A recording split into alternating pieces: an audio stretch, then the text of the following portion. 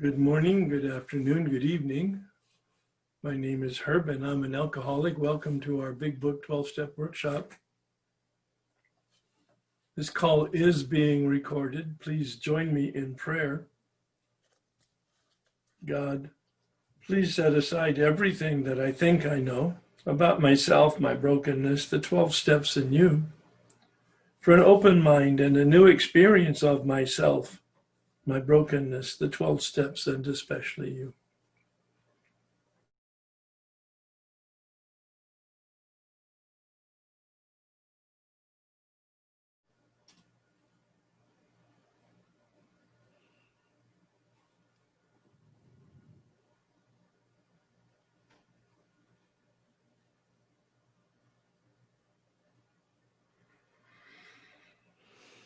Please join me in the serenity prayer. God, grant me the serenity to accept the things I cannot change, courage to change the things I can, and wisdom to know the difference. So we're concluding today the first half of the first step, looking at powerless. We have looked at the body. Once I take a drink or a bite or engage in the process, whether it be a substance or process addiction, once I begin, I cannot stop. That's a problem. But clearly, if it's the only problem, then just stop it. Yeah. Well, we have a regular pattern of stopping.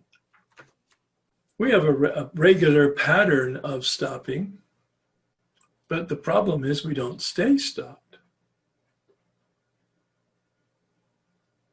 And that's a cycle that we've experienced not just once or twice, but several times or several hundred times over several years or several decades. We're not able to connect the dots. We're not able to even recognize the pattern or the cycle. We keep thinking it will be different. And Bill calls that obsession and delusion. Today, I'd like to take a look at and have conversations with you about your experience with obsession and delusion, the problem of the mind, as reflected in your work on the mind worksheet. Once again, a worksheet that's offered to be a springboard for your experience. There's no right or wrong answer. There's just your experience. What were you thinking 1 minute to 5 minutes before you engaged? That's the only, everything after you engage is just story. It's totally predictable. Periodic or chronic, you will not be able to stop. So the real issue is, what were you thinking, feeling, or aware of just before you started after a period of abstinence? And we'll do that for a little bit. And then we'll take a look at assignment 5, the beginning of it, the spiritual malady, unmanageability. The book calls the second half of the first step unmanageability. As I processed it and experienced it at 10 years of sobriety, I saw that it really is the spiritual malady that Bill talks about. It is the problem. The problem. Addiction is a problem. Spiritual malady is the problem. You probably don't even need the term spiritual.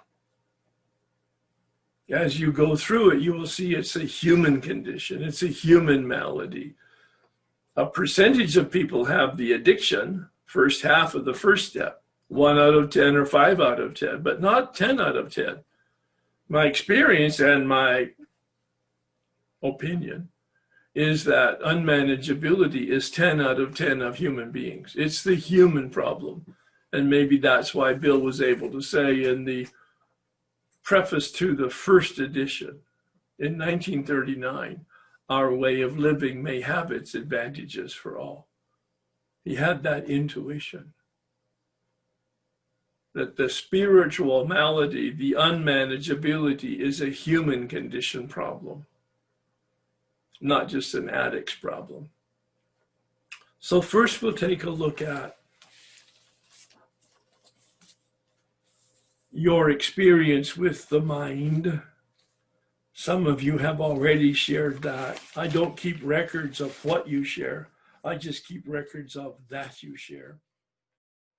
I've had bouts where I do stop short periods. Well, wait, that means you don't stay stopped. Absolutely. Absolutely. Just kind of like getting really clear. If you have cycles of not staying stopped, it means you don't stay stopped. I don't stay stopped. Right. So in the last experience that you can remember, what were you thinking or feeling? How much abstinence did you have? I think I had, at this particular incident that I'm thinking about 8 or 9 months, and I was on honeymoon. Yeah. My ex was in the program at that time, so we were both stopped. Yeah. And what did you relapse with? I had a beer. I started drinking beer. I went up to the room, came down, and she had a beer. Okay, so I hadn't had anything yet. So my experience was anger. I was mad and scared and disappointed and all that stuff. But I went right over there and joined her. Yeah, yeah. And how much thought or awareness did you have of the period of 8 or 9 months of sobriety? I was like, here we go again. We're going to start up. I knew it wasn't going to be a good night. It wasn't. And I just knew that I threw away 8 months of sobriety. Well, afterwards, but were you actually thinking that as you walked across, you saw her have a beer and you ordered a beer? What were you thinking when you ordered a beer? What were you feeling and aware of when you ordered a beer? Basically, I didn't want to do it. I mean... No, basically you did want to do it. So let's get over that. Okay, gotcha. Because you did it. Because I did it. So I'm asking you, what were you thinking or feeling when you saw her drinking a beer? You literally went over there and ordered one for yourself. There was a very conscious act of ordering. What were you thinking to your sobriety? First, there was a little fight of, why are you doing this? How come you beer? That type thing. And we just threw away. We got and I even said it like that. We just threw it away, saying that I was going to get one. I mean. Okay. All right. So with very little consciousness or awareness of the implications, you just rolled. I just rolled with it. Yeah. Okay. That's exactly what we're talking about. Yeah. Now, was that a choice or a decision on your part? Yeah, it was my choice to do that. Of course. Really? Really? And had you ever had abstinence before that? I have had abstinence before that. Now, how many times had you had abstinence and relapse before that? Several. And why did you keep trying to quit? What was the reason that you tried to quit? I knew there was a problem. Things happened, blackouts and fights and DUIs, and your life was a mess and expensive and embarrassing and uncomfortable and suffering. And you're telling me that you chose to drink again? I did, just like you. No. I don't accept it at all that you chose. No sane person chooses to put a bullet in the chamber and pull the trigger at their head. Right. No, you're right. Yes. So there was something definitely wrong with your thinking. And that at least that's, I mean, you can maintain the conclusion that you were making a choice. It doesn't seem to me that you were, in any healthy sense, making a choice. It sounds to me like you had a compulsion and an obsession, and you believed the lie. Oh, here we go again. Well, we'll get it over with. Or, we'll manage it better this time. No, the bullet in the gun is a great analogy. Yeah. Yeah. That really hits home, because that was me, you know. Yeah. It sounds like it. Yeah. Okay. And, prior to coming into AA, I stopped. And I never, I didn't know that I was trying to control my drinking. I always thought I was making a decision. I always thought I was making a decision. And it wasn't until after I came into AA that I realized that I was powerless and I really didn't have a choice. And I never could stick with it when I would decide that I wasn't going to drink after some, hangover or some embarrassing incident or something that happened. A couple of days later, I would find myself drinking again. And, for whatever flimsy reason or excuse I made up. And I did not know that I did not have a choice. Was this your experience after you came in AA? Did you have relapse in AA? I didn't. Okay. When I first came in AA, it was 1987 when I came into AA. So I stepped into the program. I was coming to meetings with the person who 12-stepped me. In my mind, I was visiting. I did not connect the fact that he brought me to the AA meetings because he thought that I had a problem with alcohol. Right. I thought I was coming to support him. There you go. After I started coming to the meetings, some kind of way in my mind, I wanted to prove to myself that I was not an alcoholic. So I wanted to see how long I could go without drinking. So I probably went to meetings for a couple of months and I didn't drink anything, but I was not saying that I was an alcoholic because I was still fooling myself into believing that I was not one and that I was controlling this thing. And I ended up going to a wedding with some of my coworkers, and there was a lapse in between the wedding and the reception. And we got a bottle. And, if I had known that was going to be my last drink, I would not have been splitting a fifth with 5 people. That would not have been my last drink. That's what happened. I drank, and AA was already in my head, so it already messed up my drinking because I was hearing everything that everyone had been saying. And I surrendered after that. When I came back to the program, I knew before then. I just didn't want to stop. I knew because I could identify with what they were saying. Else, why would I be trying to prove to myself that I wasn't one? So after you had that experience, have you stayed sober then in AA? Yes. Okay. So go back to that experience then. You had 2 months of exposure as a visitor. You had lots of information, right? Mm-hmm. And you had made a decision not to drink just to show yourself you weren't an alcoholic. Right. So here you're at this wedding and you got a fifth and you got some friends and you're going to share it. What were you thinking when you cracked open the fifth and had a glass in your hand and it got poured and you were drinking? What were you thinking about the time that you'd spent in AA and or quitting drinking? What I had always thought before, somehow it was going to be different. Yeah. That, the same thing wasn't going to happen. Right. It's like I never really gave a whole bunch of thought to it. No, that's it right there. No, that's right. That's right. Exactly. Because you hadn't made any real commitment and this was just another occasion. And then you were going to go back and visit AA to support your friend, of course. Right. The first 2 months in AA, I went there and I said, I'm Herb exploring being an alcoholic. I would say that I was a visitor and they would all say, oh, just keep coming back. That is, of course. Yeah. And fortunately you did. Right. Yes. Yeah. But you can see now that you weren't making a decision, that you were blinded by, like Dave was, blinded by the fact that you really you have no choice, that you're, in fact, there's a compulsion, there's a force in you that doesn't have your best interest at heart. Yeah. Yeah. I find this very interesting, just going through the worksheet and really searching my mind to answer the questions and, really reflecting back. And, one of the things that I really liked, one of the questions that it asked on there about, we had to, the thing about making resolutions, Yes. to stop.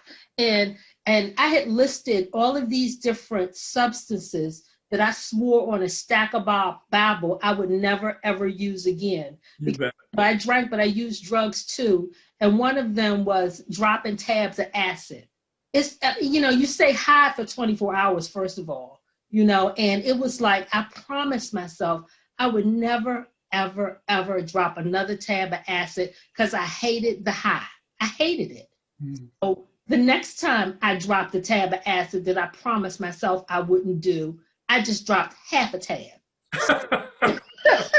Same effect, Yeah. So I just found, going through those instances of everything that I promised I would never do again, that I did it. Like I said, that I would never drink cheap champagne ever again, because cheap champagne gives you a terrible hangover. All champagne gives you a hangover. But I was just caveating it. It was just the cheap champagne that I wasn't going to drink. Yeah. I had, like a 2-day hangover. It took me 2 days to get over that hangover. So the next time I drank champagne, even though I swore I wasn't going to drink any cheap champagne, I drank expensive champagne, and I got a hangover. So all of that stuff was just very interesting to me, just going back through it and just seeing, this mind thing, and I kept doing the same stuff over and over again, trying all kinds of different combinations. Right. And somehow it would be different. See, and that's the point of the mind worksheet, is to take you back into your actual history, to have an awareness of connecting the behaviors and the dots like you just did. Yeah. So thank you. Yeah, first of all, that was my experience with the beginning of the journey of seeing that I had a problem. No, I think I was committed to a point where Yeah, I'm committed. as long as you're not going to be uncomfortable. But if you're going to be uncomfortable, then you're going to use drugs. Exactly. Oh, exactly. right. Like So, there's a certain, that's my whole thing. It's like feeling like if I'm in pain, I deserve to be pain-free or something, even though I know that being an addict, alcoholic I use drugs alcoholically, and it's a conundrum. It doesn't ultimately work. No, it doesn't work at all. That's right. Okay, good. Yeah. It works in the short term, but not in the long term. Well, then it doesn't work. Exactly. But you see how we rationalize. I mean, I just did it an hour ago. I was thinking, I had the thoughts. That's what I started telling you. I'm going on a trip, and I'm going to Colorado. I'm having pain today, and my mind just an hour ago was saying, well, you can use while you're on this trip and then stop when you come home. Yeah. So what is your experience then with that cyclical abstinence and relapse? Why don't you get clear in your head and clear in your behavior? What's the problem with you? I'm just really fucking powerless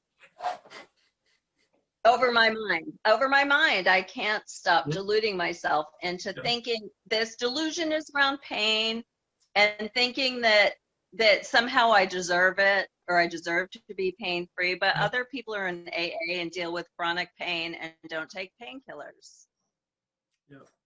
Yeah. All right. I told myself, this is why when I hit a bottom and knew I had to go to OA, was I told myself I was gonna pick one of the two restaurants, and I went to one, and then I said, oh, it's okay, I can go to the other one, and I'm going to buy these foods, and I'm going to lose weight this weekend that I go away, right? Another way to control my food and my weight, and so I said, I'm not going to eat the food that I bought. Not going to happen. And so I'm walking home with my cookies, and I'd eaten my cookies, and lo and behold, I get home and I ate up all the food that I had bought. You'd said you'd made up your mind to manage your food or I'm not sure whether, were you in a program at that time? No, I wasn't. But No. that event, that experience was what allowed me to see that Okay. this brain, Mrs. Intellect here, had no I control. see. There it is. Yeah. Yeah. That you were in fact rationalizing and in denial and lost control and all of that. Yeah. Okay. I told myself I wasn't going to do it, and then I turned around and did it. Right. And it terrified me. And you know what? When they say remember your last binge, I don't remember my last binge, but because it was so long ago. And I have bad memory, but I remember that.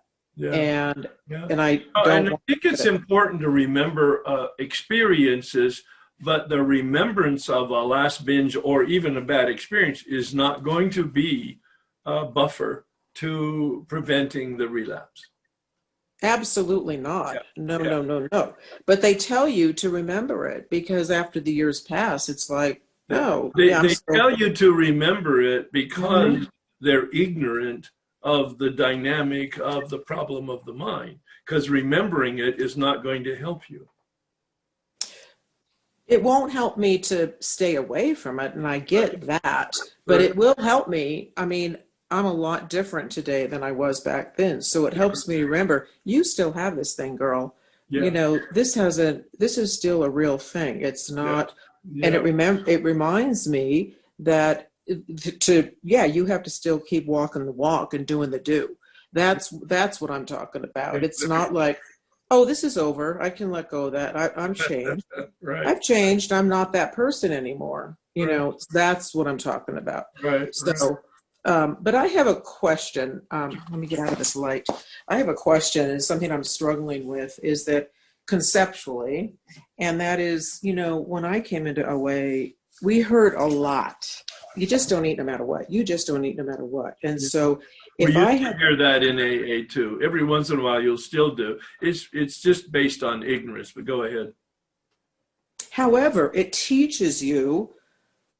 I mean, one night I felt at 9 o'clock at night, I was in college and I felt like eating, and I called a friend in OA, and she said, Renee, you're exhausted, go to bed. Sure. And I woke up and I didn't have that feeling anymore. Yeah. And so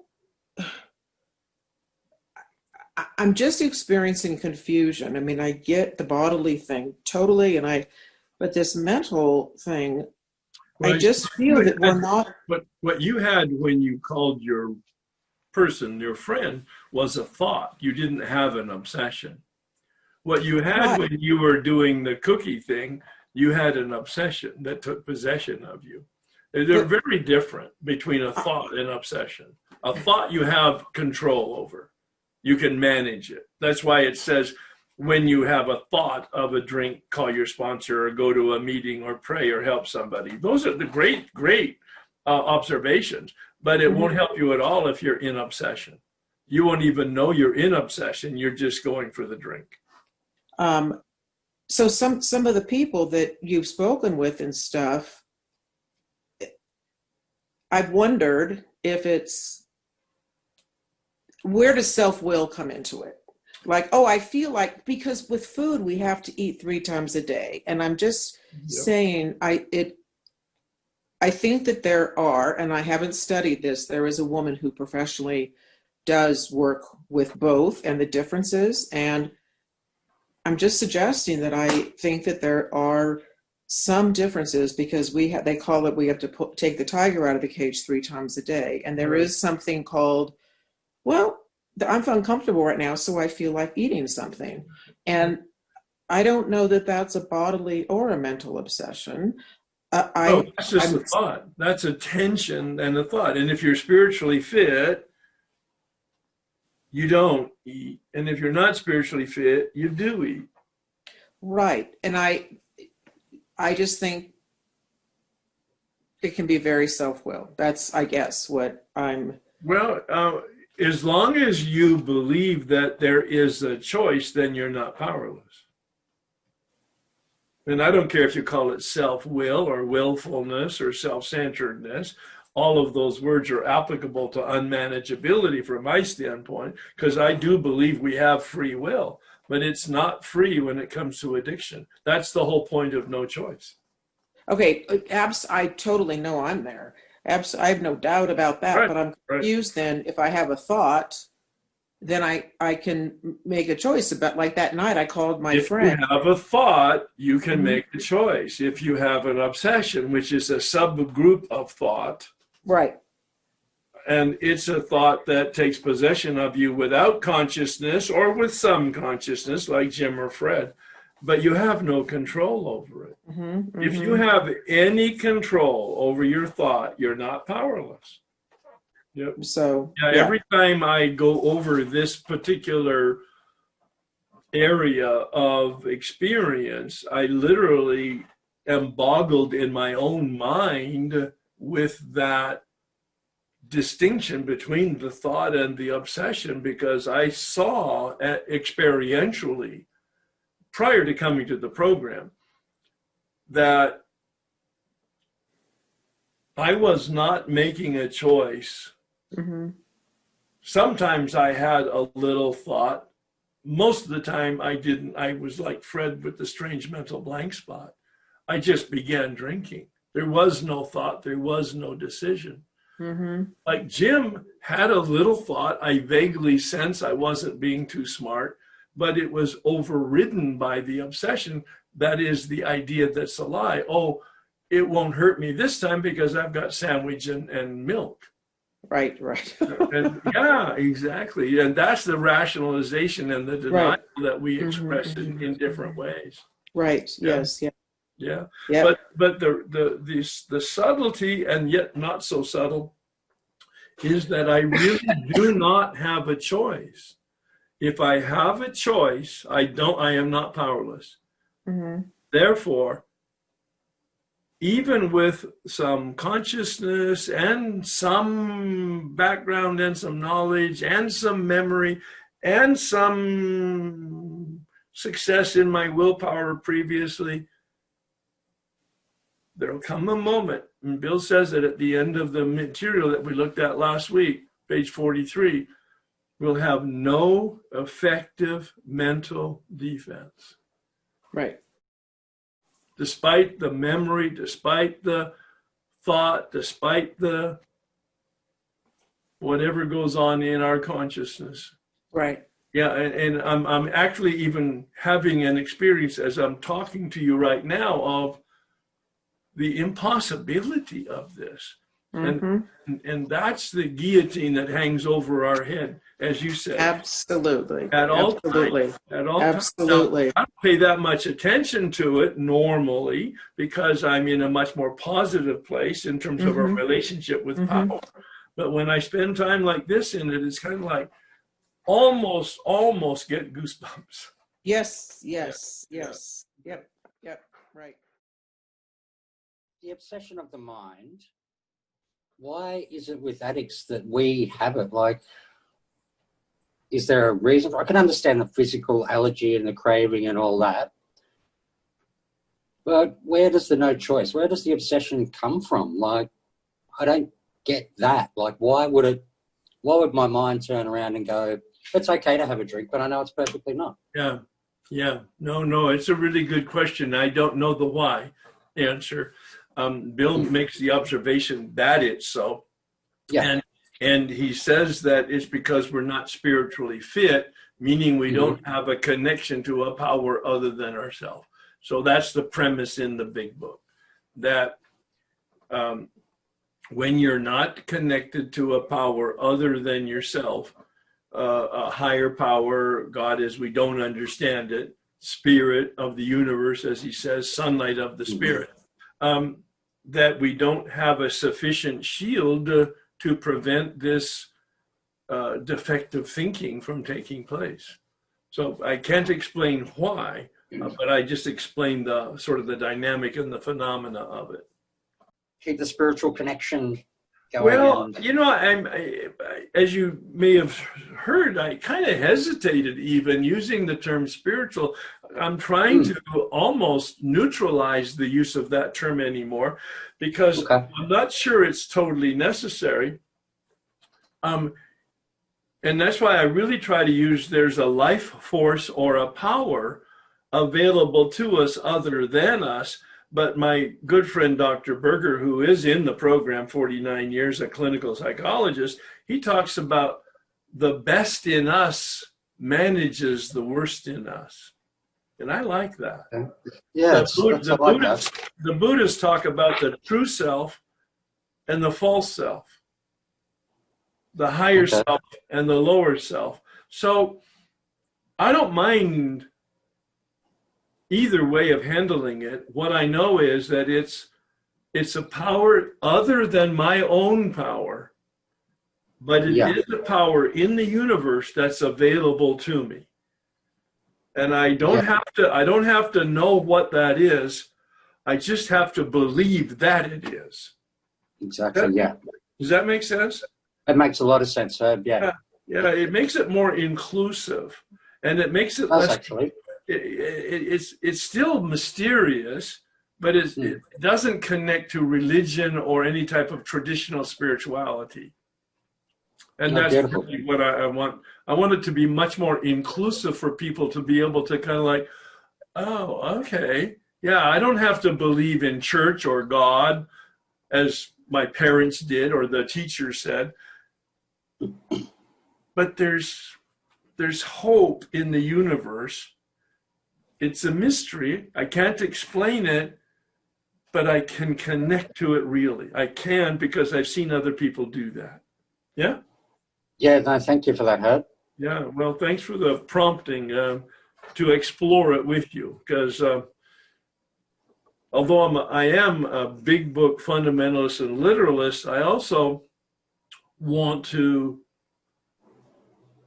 respond to our current culture and experience so that we're not being dominated by vocabulary that was prevalent 80 years ago. My primary fellowship is Al-Anon, but I've noticed, I was in your workshop 2 years ago, food, this whole idea, this food issue coming up. And so one of the stories that I want to tell you is, this is what really made me realize. And so I was going back the 5 minutes before. So I had this bag, oh my God, of Takis. And they're, spicy tortilla chips with all bad crap in it, right? And I remember going down the aisle in the market, and it was like the voice in the head, do not go down that aisle, because you know what you're going to do. Oh, okay. No, I really want to go down back and forth.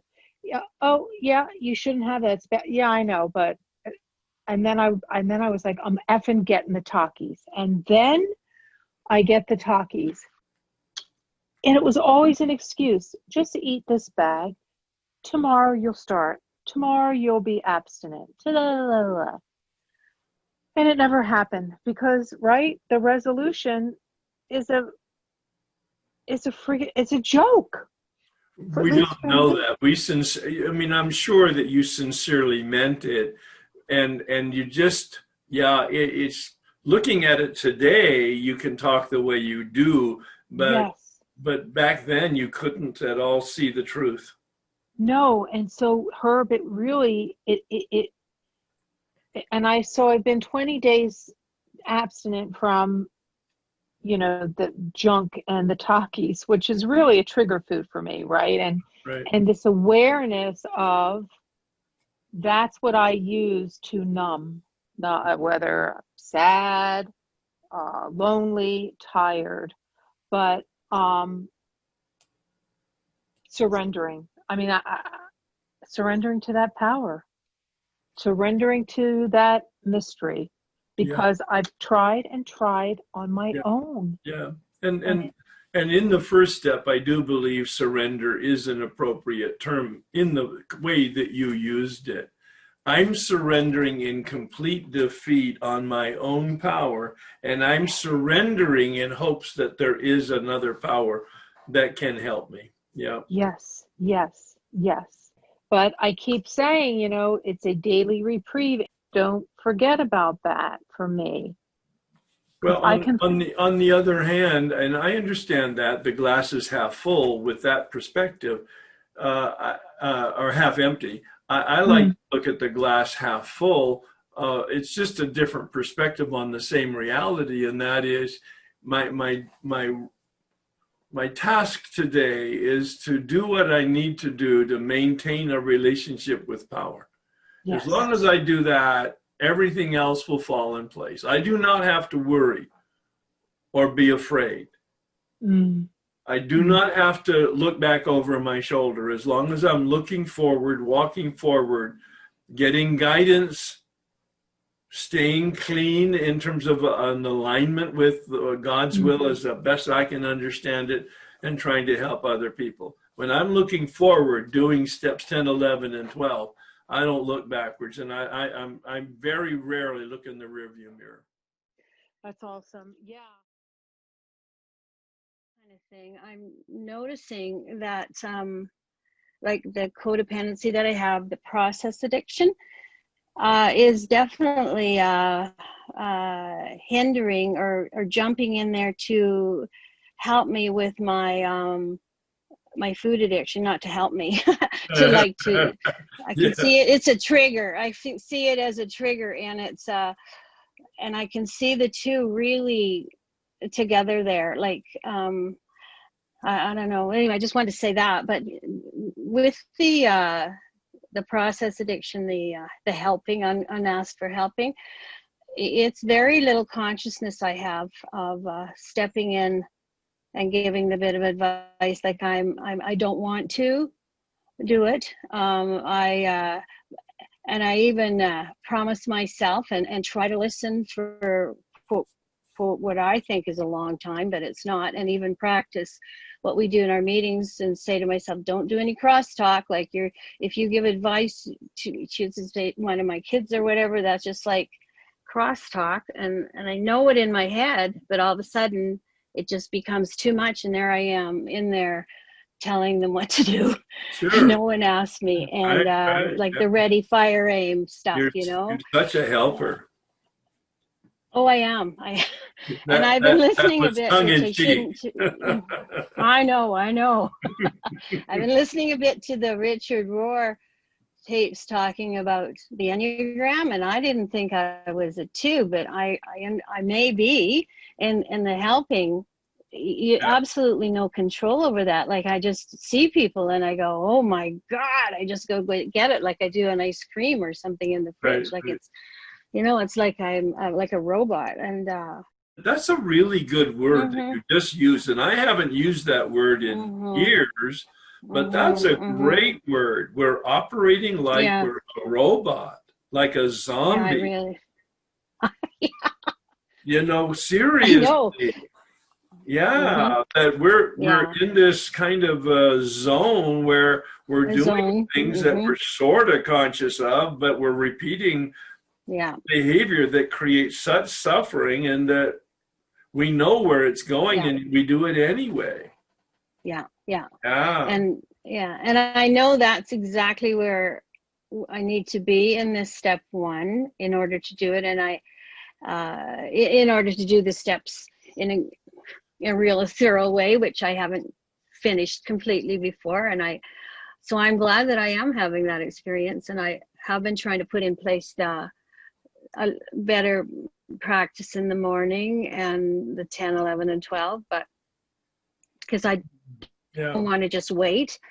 And I'm praying for that willingness to actually do that, because when I do the practice in the morning, the prayer, meditation, and contemplation prayer, I just have a way different day.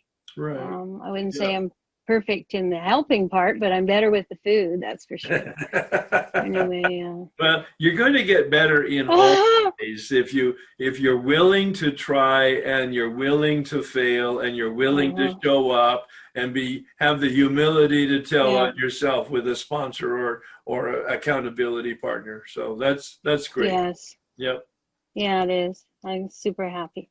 Thank My, you. my image, and you'll see me do it all year long. You have to look up at the screen. My image is that we Yeah, stay I'm gonna look at you. gently pressed up against this, gently pressed up against it, just like you just described, knowing that we'll back off and we'll take a rest and we'll get complacent, but we'll get back up and we'll just step into it again. All right? I loved when you just shared about I need to maintain a relationship with power. Because if there's just something that's been happening these last years through all my ups and downs, that's been a deep commitment every day to try. I got that, how much that was needed. So, but, when you talk about powerlessness and no choice, about, it's kind of ignorant to think you have a choice once you're in the obsession too. I really want to understand kind of, is there a way you can just say what you'd really love for us to get as a thesis statement kind of, and I can say more if you want, but I want to just start by what's the headline about what we really want to grasp in this? Yeah. The big book suggests two words, knowledge and self-knowledge, as important as they are ineffective. Mm-hmm. My mind will not tell me the truth. It will be either in an inability to see correctly or an inability to see correctly, meaning at all, or to see accurately what the truth is. And that's really the point, that our mind is inherently flawed. That's why he uses the term insanity, so that there is no thought, there is no knowledge, there's no consciousness, there's no awareness that is going to prevent the obsession from taking possession of us. That's the headline. Yeah, thank you. Does that make, that's a repeat of a lot of what I've said, but it's capsulated. Does that help at all? Yes. I really like hearing you just say it again. It's one of those things just one more time, I need to hear it. Wait a minute. And I think what I'm really trying to get for myself is to really claim it more deeply, because as much as I've maybe even said some of those words, repeated them with sponsees, said it for myself, I feel like there's some days 5%, maybe some days 30%, where I still, maybe it's pride or whatever, you could tell me, maybe better, much better, but some way in which there's not a full acceptance of that being true. I still want to keep some sense that I do have a choice, even though I know I don't. Well, okay, but see, maybe that's exactly accurate, is what you've said, is that I think I know, and I know that I know, and I still want to think that I have so you're in the head.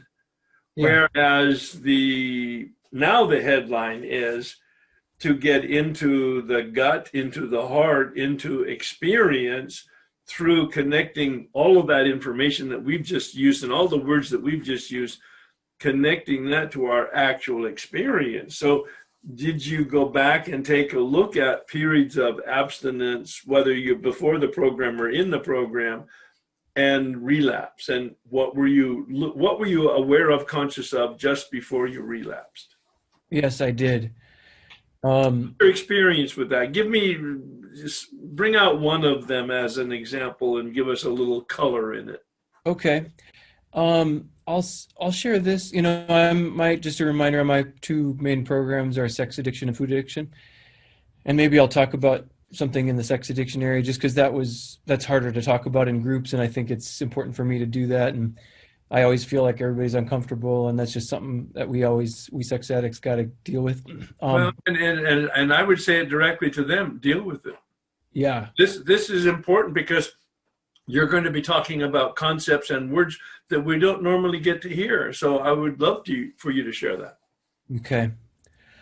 Well, so after, in SAA, we define our abstinence. You work on it with your sponsor by saying what's in your inner circle. So you define those behaviors with a sponsor that determine what's sober behavior for you, and doing these causes you not to be sober. And so I had been in a place of, at one point, after I came in years of 7, 8 years of slipping, like 3, 4 times a week. I was going to meetings regularly and trying my best, and so earnest. It was all about me trying to figure it out and make it happen, make it stop. And it was just failing all over the place. I was a chronic slipper.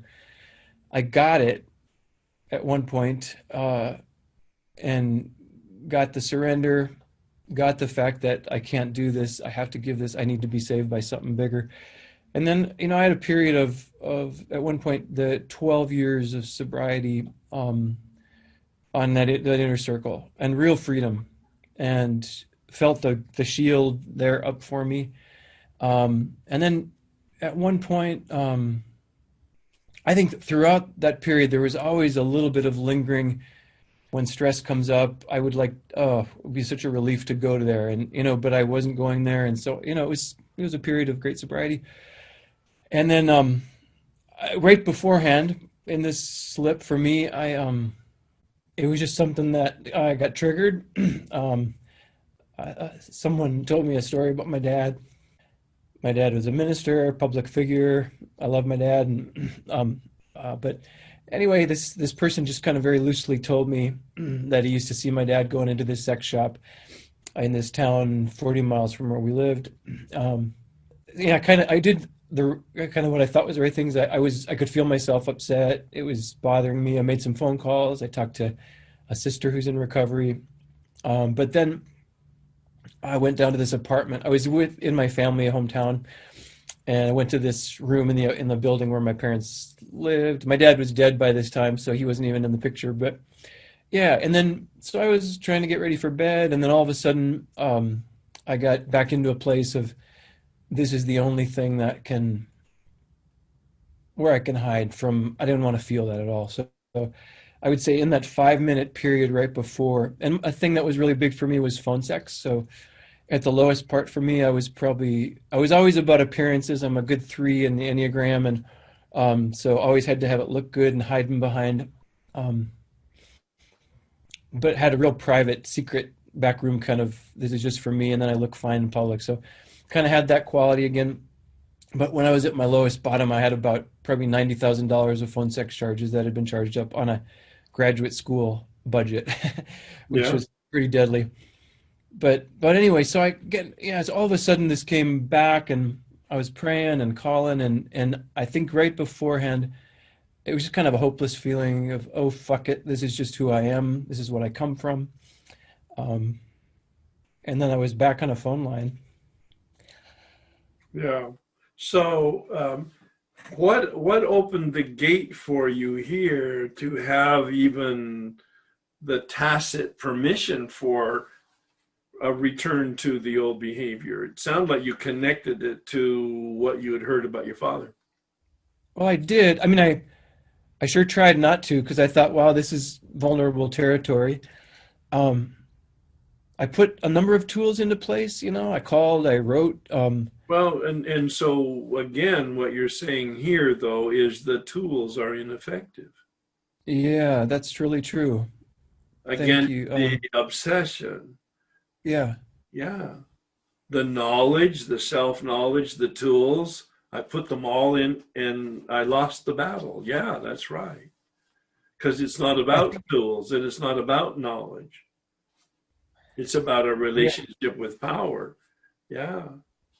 And, well, it sounds like what happened is that there was a lot of tension around hearing this about your father, embarrassment, because that's not the persona that you want. You want to have a father that is what he is and not perceived to be the reality. I'm being awkward in my conversation, but do you get what I mean? Yep, I sure do. Yeah. And I'm a 3 on the Enneagram, so I relate to you. But that's all. That just means that you weren't spiritually fit. It was you broke your shoelace, and the tension, and I don't mean to diminish the emotion that you had or the occasion of it. I'm just saying it could have been anything. So, Yeah. so review the week or two before that and ask yourself, and this is rhetorical. You do not have to answer this. In terms of your own reflection, it would be good for you to answer it. But what were you doing or not doing within a week or two or a month before this relapse? Absolutely. That's great. Okay, thanks. It's rhetorical, but I can answer it too. I think, yeah, I was overworking. I'd Yeah. let my meditation go for about 5 weeks before. Oh, really? Yeah. Oh Okay. my God. Yeah. Our work is done here. No, really. I mean, that's the core issue. Oh, so for 5 weeks you believed that you had power and didn't need God. Right. How did that work out? Not well. There Yeah. Yeah. Well, and what I missed in that too was I sort of made this more about God. Just like even there, I had a flash of a thought like, well, where was God? I just shut off my availability to God. So, yeah. I think what's really helpful, and you're guiding me here too, is just like I want to claim the depth of the powerlessness that you're trying to get us to hear. Um, I just really want to get it deeper this round.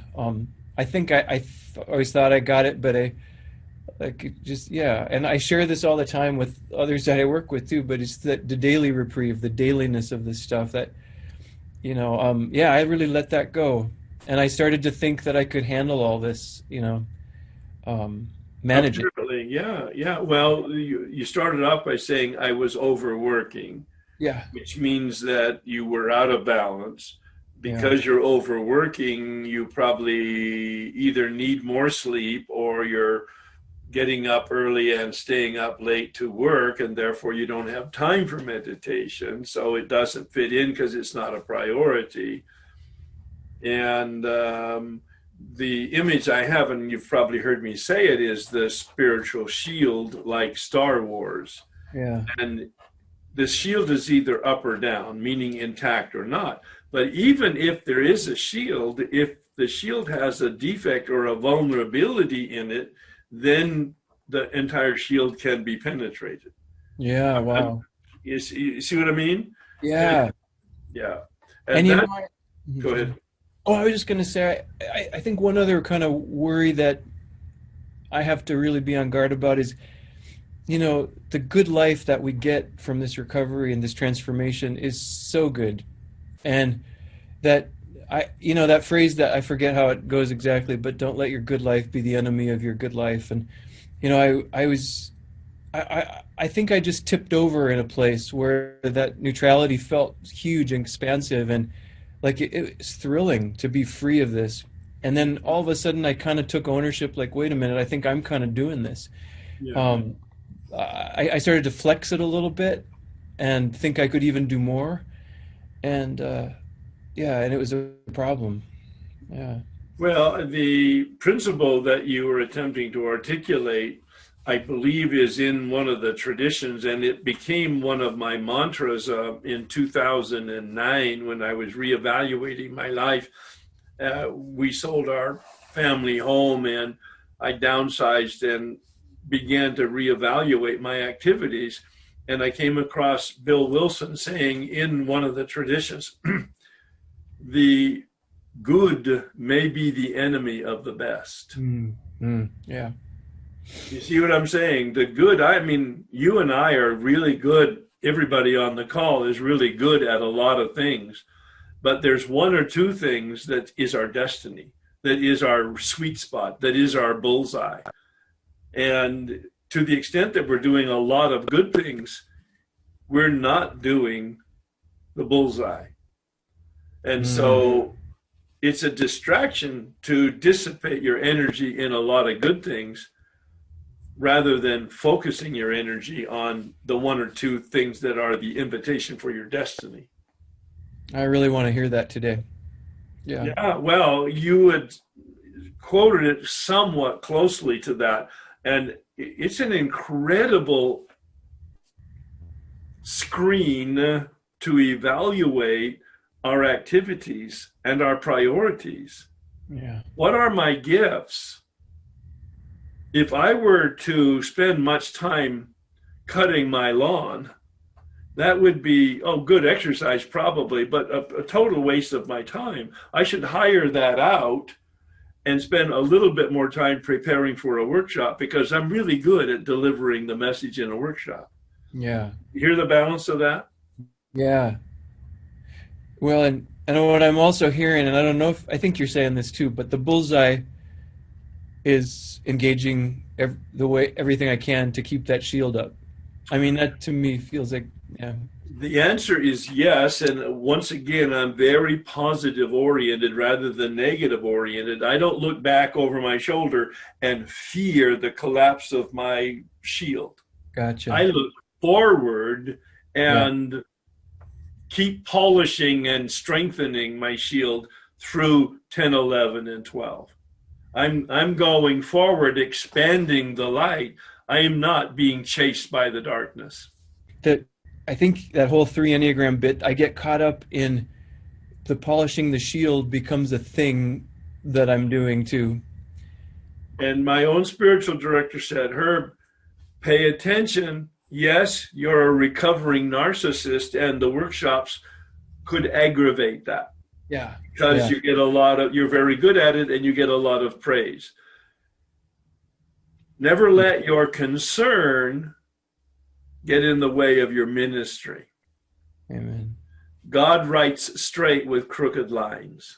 Isn't that great? Yeah, that's good. And the Al-Anons talk about using our liabilities to become our assets. In fact, Bill says that someplace in the 12 and 12 regarding steps 6 and 7, I believe. Yeah. The very things that are the blemishes in me are the sources of energy to do the work I do. Yeah. Thank you so much. I have a lot of relapses. I came in to OA How, which is my primary addiction. I'm also an adult child, and I qualify for Al-Anon. I have all that background that I think a lot of compulsive overeaters are fall into the category that I do, because that's sort of our outlet, right? So, so some of the things that are on my mind now is the problem of the chronic relapser, and what that history of those different relapses, how that makes it harder for me now. And I know, and of course, that's part of looking. I appreciate what you just said about not running from the darkness, but going toward the light. I certainly have a problem with morbid reflection that I have to work on, and I like the idea and this expression that it's okay to look back, but don't stare. I think I stare way too often. No, I learned from the past. Yeah. Yeah. So it's the learning without getting discouraged by the past. Right on the money. That's right. Yes. When you look back over the shoulder, you can see sharks. But if you look for too long, you'll get frozen, and the sharks will have you as bait. Yeah. I think that's a good description probably of some of my relapses. In my thoughts. So a lot of fear-driven stuff for sure. Yeah. A lot of, and we have an expression in OA when you go back home to, we call it our refrigerator of origin, some of us. I love it. Yeah. So a number of them have been there when I went back to my dysfunctional, childhood home, which was the source of a lot of trauma and a lot of stuff coming back. So the real question here is, with your cycle of relapse, can you identify what was your consciousness, awareness, feelings, thoughts within the 5 minutes before the relapse, after a period of abstinence? I think that sometimes I'm aware, and I think that I'm uncomfortable. Usually there's something I'm kind of obsessing about that I don't like my job or something someone said, or honestly feeling like I'm not loved enough. Like I come to this conclusion that people don't appreciate me. I get into that kind of pity party thing. Sure. And then that usually leads but that's a to cycle I'm that's miserable. happened. What are your thoughts about managing that? I think that frequently that can easily just automatically turn into the beginning of the obsessive thoughts about getting relief. And then the fear, and then sort of the running from the darkness thing. It sounds like this has been going on for a while then. Yes. So what's the problem? There's a lot of problems. I think I can really identify with letting other things take priority of the many things I need to do to stay recovered and to keep that connection. Is there anything that you can do to stay recovered and keep that connection? I can certainly have a lot of structure to my life. I need a lot of structure. Do you think the structure is going to be the answer then, huh? To the extent that I'm doing structure ensures that I'm doing all of those things that allow me to establish and maintain a connection. Okay, so if there's anything that you can do to maintain structure and maintain connection, you're not powerless. No, I think I'm powerless. No, I do think I'm powerless. No, you don't. No, you just need to get the right formula and you'll be just fine. I guess what I'm saying is I think knowing that I'm powerless means I need to connect with the power. But that takes, like any relationship, right? That takes time and effort and intention. It is true, it does, all of that, but that actually doesn't guarantee the gift. There's the conundrum here, and I can't explain that. There's an X plus factor. There's a blank space in there. I don't know how you connect. I know that there's a certain correlation between everything that you just said and the connection. I know there is. In fact, the 10th step promises that by the time you get there finishing the 9th step, you will have been connected, but not because you did the work. I don't understand what actually precipitates the connection. I was given the gift of connection before I asked for it. And you are struggling very much in a program, doing cyclically the correct things, and yet you're not getting connected. You're not getting the traction that you want. Yes. I can't explain that. I can encourage you. Stay the course. Stay with us. Do this work. Be as diligent and intentional and as consistent as you can be, and let's see what happens. Thank you. Be also very patient with yourself and know that you cannot make this happen. Yeah. That's hard. Mm-hmm. Yeah. Because on the one hand, you might say, well, then why the hell would I put myself through 52 weeks of Herb Kagan and all this work that's required if you can't guarantee it? And I can't, and I know it will happen. I don't know when it will happen. And the book says it will happen at the end of the 9th step, the end of your completing your 9th step, not my teaching the 9th step. You're completing the 9th step. And I'm a witness to the validity of that from 25 years of doing workshops with hundreds, now thousands of people. Yeah. So you breathe in, you breathe out, and you put up with yourself. Yeah, that's the hardest part. It is the hardest part. Thank you so much. 8 years ago, you had 2 years of abstinence. You're in a program, you have a sponsor, you know the protocol, you've got some success because you've got 2 years of abstinence. Do you recall the occasion of your relapse? Oh, vividly. And you want to talk to me a little bit about what you ate and what you were thinking just prior to the fact that you ate it. I was in a fromagerie in Montreal. What is that? It's a cheese shop, a cheese and bakery shop with my brother and mom. and I was going to buy some cheese. Sure. The woman starts talking to me in rapid fire French and gives me a little wedge of cheese to taste. And I took it. Yes. And I ate it. And I could have stopped there. Well, wait. No, it's too late. Too late. Too late. I've already taken it. Well, I don't know that. Is cheese not, well, first of all, eating outside of a designated time period is off the charts, right? That was it. That was it. Middle of the afternoon. I've already had lunch. Dinner's still hours away. Yeah. Right. So let's just focus on that. You walk into a cheese shop. Yes. So what's your consciousness about FA and your 2 years of abstinence as you're walking into the cheese shop? I just want to be a normal person. All right, well, there you go. I just want to be able to. No, there it is. Yeah. But you're not. No. No, no. And you never will be. But you walked in there with that thought. Yes.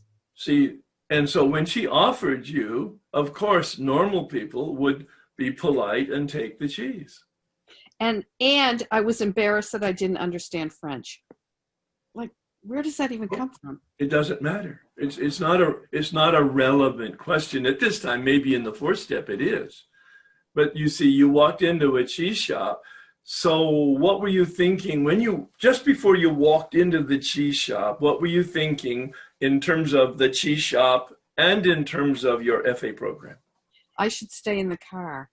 Oh, you did have the thought. Yeah. Tell me about how did you override that thought? Well, my mother's elderly. I rationalized it. There you go. I'll help her in there. There you go. And okay. It smelled so good and yada, yada, yada. Okay. So you can see that already now you're lost. Yes. Yeah, you're lost because the obsession now has possession of you. You've already accepted the thought that you want to be normal, that your mother's elderly, that you want to support her, you don't want to embarrass yourself. There's so many things going on now. So you're a lost soul. Yes. All right. So in the 2 years of abstinence, what was, from your standpoint, the ingredients to your success of abstinence? What were you doing? What was this was a wonderful accomplishment, 2 years of abstinence. How did that happen in contrast to the prior relapses? Lot of conversation, lot of meetings, AWOL after AWOL, daily meditation. Tell me about that. What were you doing during that 2 years, especially maybe the 1 month before the relapse? What were you actually doing in meditation? What I had been doing for a long time, which is just sitting quietly and focusing on my breath for 30 minutes. Why? To still my crazy monkey mind. Why? Because I'm irritable, restless, and discontented if I don't. Okay, all right. That's a really good answer. So from a psychological standpoint, you found sitting quietly, breathing is good. Yes. All right. Anything else? I mean, why were you doing, I would imagine your protocol is 30 minutes of quiet time is your terminology. Why were you doing 30 minutes of quiet time? Because be real now. I don't want you to be reading the book in your sponsor's direction. I want you to tell me why you were actually doing it. Right, because I was supposed to, and because I was afraid not to, and because it had become a habit at that point. Yeah. I've been in FA for 4 years by then, and it was just part of what I did every day. Yeah. Okay. And so I believe the original purpose of quiet time is something to do with step 11. Yes. Which would be prayer and meditation. And I didn't hear any reference to that in your conversation. No. I didn't hear any reference of connecting to power other than myself. No. So you're really not doing step 11. You're doing something, and it's nice, and it's probably very effective to reduce the tension psychologically, but it has nothing to do with spirituality. No. Okay. And I mean, I offer up the occasional little trial balloon of prayer, but I don't have the belief, you know, I didn't then, I still struggle with it. So that's where I get caught, right? I mean, we could have more conversation, but quite frankly, you've put your finger on the reason for your vulnerability to the obsession is you were not spiritually fit. I wasn't. Yeah. I was also enraged, which is a whole other story that I'll get to. But See, that's just that. No. If you're enraged, that's just another symptom of being spiritually unfit. Yeah. That's all. No. You can't have an authentic meditation practice and be enraged. They don't go together. Yeah, you can't be in resentment and fear and unhealthy sex and keeping secrets and have an authentic meditation practice. They don't go together. They're completely incompatible. Yeah, so there we go. Yeah. Well, I mean, and there's the rigor of the looking at that 2 to 5 minutes just beforehand and then trying to examine the behavior in the month prior. Because the man said to me, the cheese that you ate is not the relapse. The relapse happened when you're not doing meditation to have an effective relationship with power. Up to that point, it's a diet program and it's a self-help program. Right. Yeah. And that doesn't work for addicts. It works for normal people. And you want so desperately to be normal, and you just hadn't accepted the fact, and I hope you have by now. I have. I have. But I'll also say that the AWOLs didn't get me there either. Sort of like your experience of, you know, being 10 years in. That's why I'm hoping that what needs to take this time working with the big book will. Because the red book doesn't do it for me.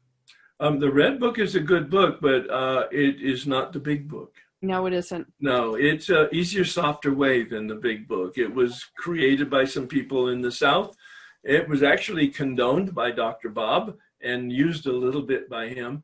And it's got some good stuff in it. It's just not deep or broad and thorough and precise like the big book is. No. Yeah. So there you go. So there you go. I sponsored a number of people. I did the tools faithfully. I had what I thought was neutrality around food. It sounds like you did. It sounds like you had a wonderful neutrality, but you've indicated now there was a progressive deterioration. Can you describe that a little bit? Yeah, I think it started with I would start to feel very judgmental. I would sit in meetings and I would think, oh, she's not doing it right, or that's not helpful, what's being said, or it could be anything. It could be a little irritation. They didn't set the room up the way I would have, whatever. So there started to be some judgment, and when I could, and I had a wonderful sponsor who would encourage me to, don't worry about it, let that go. When I chose to talk about it, which I didn't often I would just kind of tuck that away because I felt that was part of the judgment of myself too. I judged myself. Of course. And if I tell anybody this, then they'll know, what a low base person I really am.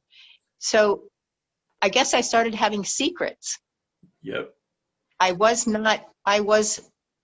After a while, I was not able to be as honest as I had been in the beginning. Bam. That's it. I mean, chapter 5 spends an awful lot of time talking about rigorous honesty. Yep. Yeah. Yep. That again, and I use the phrase, that's the worm in the wood. And it gets progressively worse. You started keeping a secret about your judgmentalness and your irritation, even though you talked a little bit about it with your sponsor, which is actually quite good, but you didn't want to continue because you didn't want her to think you were that bad. Right? Right. And it didn't stop. It didn't stop. I think if, yeah. well, if I had been able to be Yeah. completely honest, and I will say that a lot of times people that I spoke with, somebody would call me or one of my sponsees would be so painfully honest. I would like, I would feel like, oh my God, enough. And it all kind of came together and fell apart in that way. Well, but see what you're describing, it's a wonderful description. You're wonderfully conscious of it, is the dimmer switch. That it began to click down a little bit. There was a little bit of dimness with the secret, with the judgmentalness, with the irritation.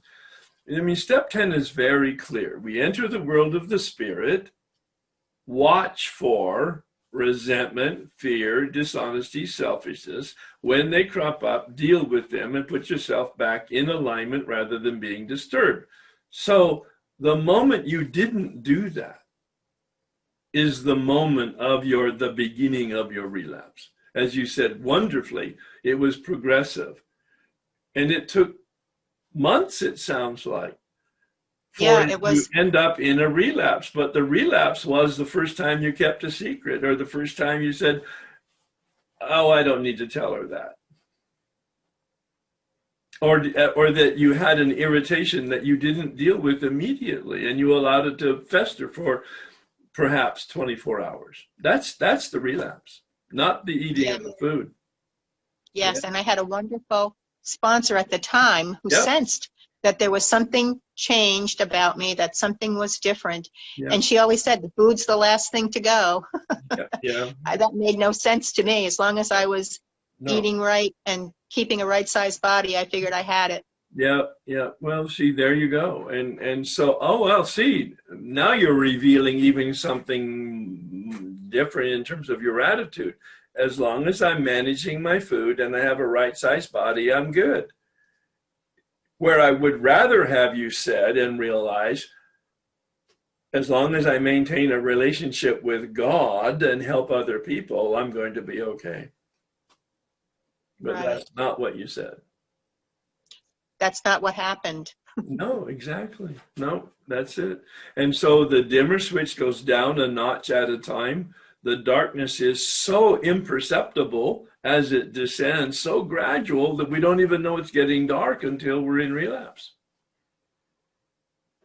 Yeah. Well, yeah, you've just described no one was more surprised than me. Yeah, right. Of course. Yeah. Mm-hmm. It felt like it came out of the blue. It came out of, I wasn't expecting it. I wasn't having food thoughts. I thought, whatever, but it came as a surprise. Yeah. But the clouds had accumulated such depth and weight that they blocked you from the sunlight eventually. It's a classic story, but it needs to be told that way so that people can see that it doesn't happen with the first little secret or the first withheld conversation or the untreated irritation. It doesn't start. It starts there, but it doesn't manifest for weeks or months. Yeah. Some of the things that I believe were within my control, I now understand that they're not. I had this horrible feeling of fear while doing this, like, oh crap, like there's no way out. I'm feeling like, like, wait, I came in for help and now I'm worse off than I thought I was, going to be. And that's a gift. That awareness is a gift.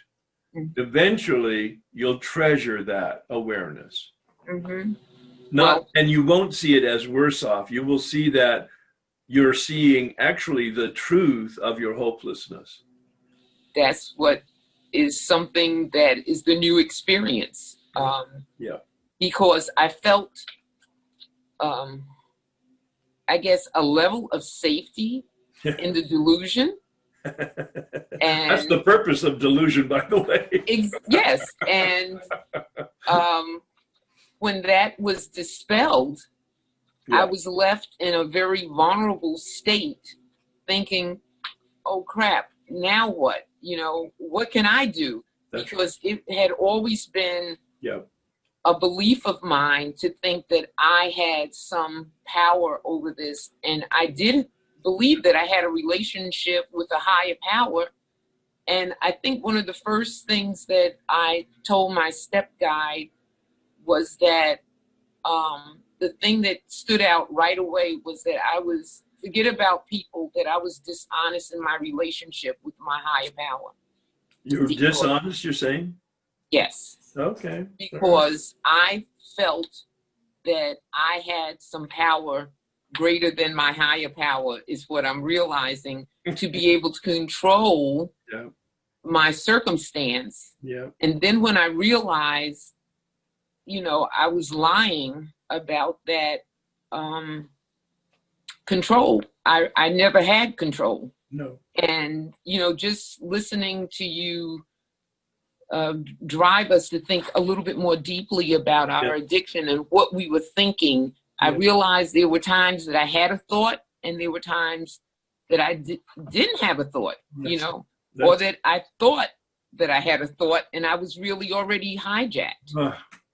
So you're speaking my language. This is what I pray for people to have the experience of. Yeah. And, you know, all of the things that I've written down about myself, I can say that I don't know what total honesty is. That's what I could say.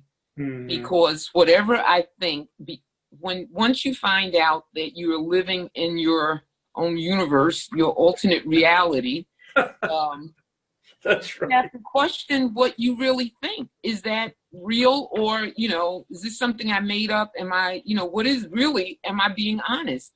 And it's not a practice that I can safely say that I've lived in with total honesty. So no, if you ask me, am I honest? I'm not honest with my higher power, and that's just between me and my higher power. And I realize that because I've said, I trust you, and to give a situation over, and before I could finish opening my eyes, I'm already mentally taking it back and trying to run things.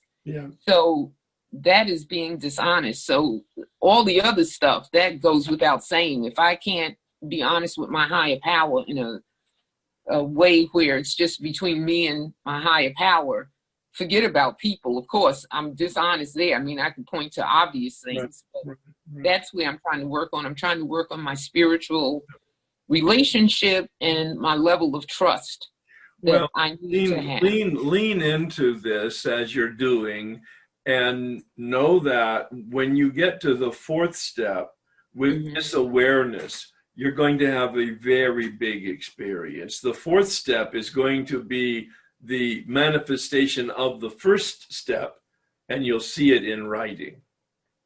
Okay. Yeah. Well, it's been a journey. It's not the one that I thought, but that's okay, because I try to, when I do the set aside prayer, literally set aside what I think I know. Right. And just come in with an open mind so I could have a new experience. And that has worked. And I do have a new experience. I have a new understanding. And I also have developed a greater compassion for people that I sponsor, because I'm not operating on my thoughts anymore. I'm operating on an understanding of what addiction is. And I didn't have that before. There you go. That's nice. There it is. Thank you so much. You know, I identify with the fact that I'm in delusion, that I can still wrest control. I can feel that really, like, clearly in my mind, that I have this belief that if I just try a little bit harder. If I know a little bit more, if I try a little bit harder, get up earlier, stay up later, and run harder in between. No, you're on it, girl. You'll collapse and you're in a hospital bed.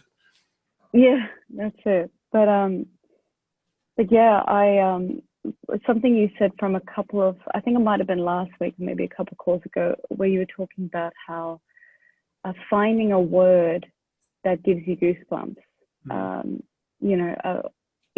and finding a connection. And I feel like the seriousness of this disease hasn't hit me yet. Yeah. And so I don't know. The set aside prayer has been really helpful. I do that every morning, but to be honest, if I say I have a connection to a higher power, I don't make a concerted effort in the morning to connect to my higher power. I do a fairly good job of a nightly review,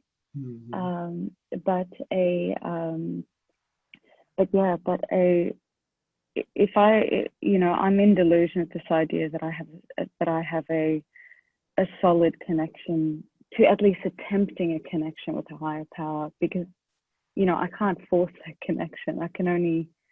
You said something about being in a space where you're receptive to allowing, and that really resonated with me, because I realized, like, I can't will my connection to my higher power. I can only be open to something greater than myself and being in a spot to allow it in if it wants to. Yeah. But I don't make that effort. I don't have it. I know we're not in step 2, but everybody is beginning to talk about step 2 and power, which is normal. It's organic. Once you begin getting a visceral sense that you don't have sufficient power, then everything in you longs for some type of effective power. So this is, although we're not there, it's normal that we begin edging our way toward it. And do you know what step 11 says? Do you have your book there in step 11, page 59? Did you read the first half of it? Sought through prayer and meditation to improve our conscious contact with God as we understood Him. Yeah, how about stopping there? So what does it say about contact? You said you don't have a very good contact. What does it say there? What's the adjective there? So? In the book, in step 11. Yeah, is it improve? Conscious. Oh, conscious. Okay. Improve our conscious contact. See, the underlying assumption is that we are in constant contact. This is something that you'll have more knowledge about and experience with in step 2. But you're not conscious of it. But Bill says on page 53, God is or God isn't, what is your choice? God is or God is. If God is everything or God is nothing. What is your choice? So the underlying thought from my standpoint, and this might help you, is that we are in constant contact because God is the life force beneath our own life force supporting us in life, in reality. What our task is to become conscious of that in step 2 and to begin improving that in step 3, improving the consciousness of the already existing contact. Does that help a little bit? Yeah, it does. Another thing my sponsor says to me that resonates is I'm a slow learner and quick forgetter, and Welcome I do to have the that human thought. race, by the way. Yes. Yeah, and that resonates with me with the idea that I am always connected, but whether or not I can feel it and be Not aware about of it feeling is a different story. Not about feeling it. Do not chase that dog. That's very elusive. That's right. If you feel it, it's great. Enjoy it, but don't chase it. When you chase the feeling, you chase it away. It's about becoming aware of and conscious of it. That's it. And to know that I am chronically and constantly in constant contact. The journey is the destination because there's no place to go. Yeah. We just have to wake up that we're already there in a relationship with a God that we don't understand. And in terms of both steps 2 and 3 and 11, Bill suggests in a value proposition in step 11 in the 12 and 12. He says, as air, water, sunshine, and food are necessary for the sustenance of the body, prayer and meditation are necessary for the sustenance of the soul. And now the question is, do you believe that? You hardly go a day without missing a meal. Because your body will tell you. It'll get tired, it'll get cranky, etc. if you don't feed it and water it correctly. Your soul will wither and die without prayer and meditation. Now, it's easy to hear, it's easy to say. Do you believe it? The only way that you will know that you believe it is that you're doing it. Because your feet will tell you the truth. When you're in action, praying and meditating, it's a witness to your belief. Yeah? Thanks, Ed. Yeah, thanks. As I was younger, it was alcohol, but then I conquered that, no problem, and I conquered drugs, and I conquered some debt, but now an example of my addiction to excitement. So my fiance and I, before we go to bed, we kind of make a plan for the morning, and we said, okay, yeah, we'll leave at 10 o'clock and we'll get there, sure. So in the morning, I say, she has a routine. She starts her coffee and she does her thing and whatever it is. And I'm sitting there tying my shoe, getting ready to go. And I go, hey, can we get going? And she kind of looks at me annoyed and whatever. And I'm like, okay. So I back off. And then she, because she's nice, gets going on. She's like, okay, let's go. And halfway, a couple miles into the drive, I'm like, oh, hey, I'm going to stop at this coffee shop. And she just looks at me and she goes, is that why you wanted to leave? And I said, yeah, why didn't you just ask me if we could go to that coffee shop? Like, I'll manipulate you however, in lots of different ways. And they seem like little things, but it just creates, there's so many ways that I don't. You're not comfortable unless you've stirred up the shit. Yeah. Yeah. Well, because I'm not qualified to do any psychological work here, but it seems to me that your family of origin was a shitstorm, and when that's happening, you're comfortable. Oh man, yeah.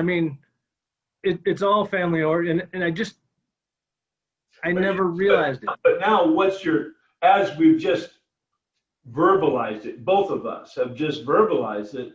So, what's your take on it? So my take is now I'm aware of it. I've had my spiritual awakening and I see it when it happens. So I wrote the word presence while I was taking notes, and I'm addicted to chaos so much. Sometimes I don't really know if the E becomes before the C or the S or whatever. So I just kind of fudge it a little. I actually know. Okay. Look it up in the dictionary. I need to take the time to take responsibility for my life. When I feel that part of me going to chaos, if food for me is terrible, I'll go to food and just numb out. So I guess whatever I can do to escape the moment. But the whole point of our exercise with the mind is there's going to be two moments. A moment where you might be aware that the storm is heading to you. You see the sandstorm. But there may be a moment, more likely, where you're already wrapped in the sand and you realize that it's chaos that you've created. And the big book suggests in step 10, watch. Watch for resentment and fear and dishonesty and selfishness when they crop up. So if you see it coming, you can pray. But also, when you realize that you're already in it, the book says in step 10 in the 12 and 12, it's a spiritual axiom. When I'm disturbed, there's something wrong with me. You just said something very easily and smoothly, that is deep wisdom that most people don't know, is I'm responsible. I'm responsible for my feelings. I'm responsible for my thoughts. I'm responsible for my actions. 100%. That's a spiritual awakening. And so when I'm disturbed, I'm responsible for being disturbed. Then I say, okay, I'm going to pray because I'm powerless. But I need to talk to somebody because I'm human. And eventually turn my thoughts to helping somebody else, eventually. You see the relevancy of step 10 while we're beginning this journey. Yeah. One more thing, my core and kind of what you're alluding, it's feelings coming from my family of origin. I wasn't allowed to be angry, sad, fear, hey, let's be happy. So I can't identify my feelings. So this just happened where I felt something coming up when it shouldn't have been. It was just a normal conversation with her. And I recognized anger for the first time. Instead of like turning away or starting to cook a roast or whatever, I just stayed there. And I don't think she couldn't tell that I was angry, but I was like, oh my God, I'm fucking angry. She's asking me about money, even though and we talked about it the next day, and I was just like, I've never done that before. like had an emotion, realized something was going on. It's been mind altering. That's the beginning of emotional sobriety. Yeah. We have instincts for survival. We have emotions for survival, but we have a brain, our cortex, that gives us the humanity to be able to manage our instincts and our emotions.